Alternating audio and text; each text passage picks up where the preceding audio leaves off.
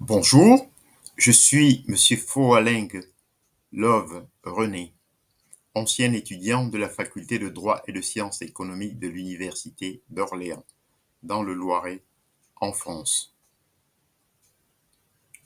En outre, je suis concepteur-développeur informatique, chef de projet en management digital. Aujourd'hui, dans le cadre de la continuité du cours sur l'essai sur le principe de la population de l'économiste anglais Thomas Malthus, nous allons voir qu'il existe une tension entre la production et la population.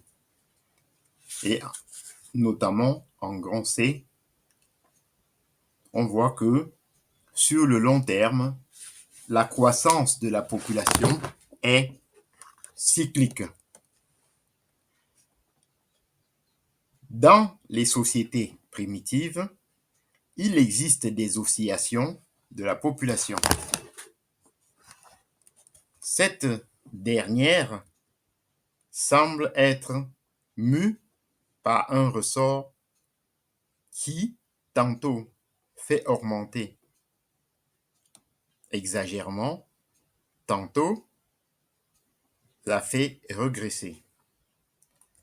Une augmentation de la nourriture provoque une accélération de la croissance de la population qui favorise à la fois les guerres, les épidémies et le vice. Dès lors, la population décroît et achève son cycle démographique.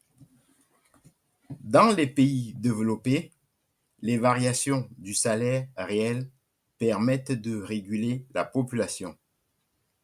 La croissance démographique se traduit par une hausse du prix du blé, une augmentation du nombre des ouvriers qui reçoivent les mêmes salaires en argent doit nécessairement produire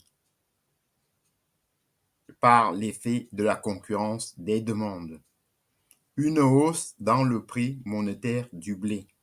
Cela entraîne une baisse du salaire réel qui affecte les conditions de vie des ouvriers. Les salaires et par là même la condition des classes inférieures éprouvent des baisses et des hausses, des mouvements rétrogrades et progressifs. Quoique le prix nominal du travail ne baisse point, associé à la misère, le développement des obstacles destructifs freine alors la croissance démographique.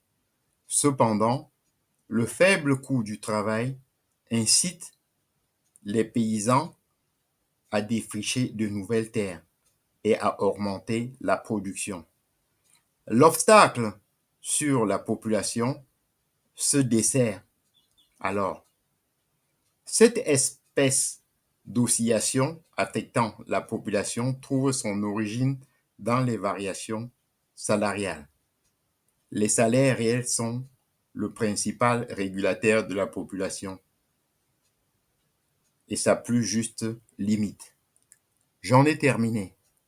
La prochaine fois, nous verrons en point 2 le traitement de la pauvreté.